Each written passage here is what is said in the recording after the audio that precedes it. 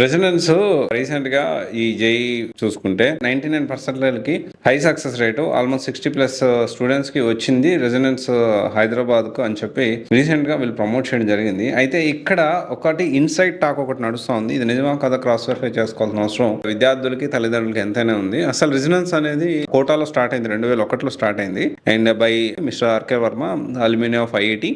So అయితే ఇక్కడ చాలా వరకు ఏంటి అంటే మనం క్లారిటీగా తెలుసుకోవాల్సిన విషయం ఏంటి అంటే ఐ థింక్ రెజోనెన్సే కాదు, అందరూ కూడా ఈ ఫ్రాంచైజీలు ఇచ్చేవాళ్ళు వాళ్ళందరూ క్లారిటీగా మీ అండర్లో ఎన్ని బ్రాంచెస్ ఉన్నాయి, ఓకే, చాలా క్లారిటీగా మీ అండర్లో ఎన్ని బ్రాంచెస్ ఉన్నాయి, ఫ్రాంచైజీస్ ఏంటి, కన్ఫ్యూజన్ క్రియేట్ చేయదు. Don't create confusion for parents and students.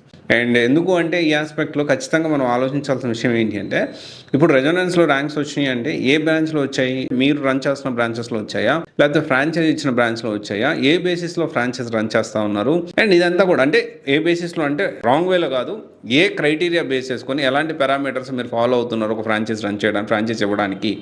So ఎలాంటి క్వాలిఫికేషన్ ఉంటే మీరు ఫ్రాంచైజ్ ఇస్తారు, ఇది ఖచ్చితంగా తెలుసుకోవాలి. ఎందుకు అంటే రెజొనెన్స్ కానీ లేకపోతే కోటా నుంచి వచ్చిన బన్సల్ కానీ, ఎల్ఎన్ కానీ, ఆకాష్ కానీ ఇలాంటివన్నీ కూడా మనం చూసి ఆలోచన చేసి వీళ్ళు నిర్ణయం తీసుకోవాల్సిన అవసరం ఉంది. ఎందుకంటే ఈ మొత్తం కూడా ఆల్మోస్ట్ అన్ని ఫ్రాంచైజ్ సిస్టమ్ చాలా వరకు ఈ కోటా నుంచి వచ్చినవి కొన్ని మాత్రమే ఓన్గా ఉంటాయి, కానీ ఆల్మోస్ట్ అన్ని కూడా ఫ్రాంచైజ్ సిస్టమ్ నడుస్తుంది.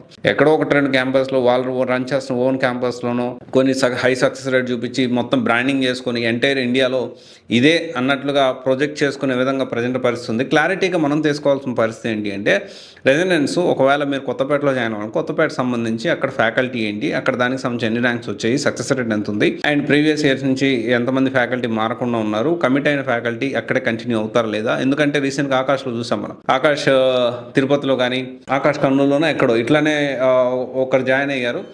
అంటే ఒక ఫ్యాకల్టీ ఉన్నారని చెప్పి చూసి జాయిన్ అయితే తర్వాత ఫ్యాకల్టీ లేకుండా వెళ్ళిపోయారు. వాళ్ళు పబ్లిక్లో పేరెంట్స్ వచ్చి ఏంది అంటే ఎవరు సమానం చెప్పే నాదురు కూడా లేదు ఆకాష్ సంబంధించి. ఓకే, ఇది మనం దీని గురించి కూడా వీడియో చేయడం జరిగింది. సో అందుకనే ఇక్కడ ఏంటి అంటే ఇది ఒక చిదంబర రహస్యంలో తయారైపోయింది. ఓకే, ర్యాంక్స్ మాయాజాలం చిదంబర రహస్యంలో తయారైపోయింది.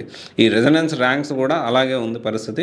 మీరు ఖచ్చితంగా కనుక్కొని జాయిన్ కాండి. రెజొనెన్స్ అనేది బాగాలేదని నేను అనట్లేదు, అలాగని బాగుందని కూడా నేను అనట్లేదు. పర్టికులర్గా క్యాంపస్ వైజు ప్లస్లు మైనస్లు అండ్ ప్రోస్ అండ్ కాన్స్ అన్ని చెక్ చేసుకొని క్రాస్ వెరిఫై చేసుకుని అప్పుడు మీరు డెసిషన్ తీసుకుంటే చాలా బాగుంటుంది నా ఒపీనియన్.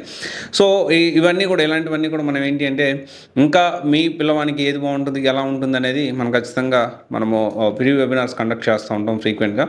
సో దానికి సంబంధించిన ఇన్ఫర్మేషన్ కోసం మీరు గ్రూప్లో జాయిన్ అవ్వచ్చు, వాట్సాప్ ప్రైవేట్ గ్రూప్లో. సో దట్ ఏంటి అంటే ఈ రెగ్యులర్ అప్డేట్స్ ఇన్ఫర్మేషన్ అంతా కూడా మేము అక్కడ అప్డేట్ చేయడానికి ప్రయత్నం చేస్తాం. Thank you.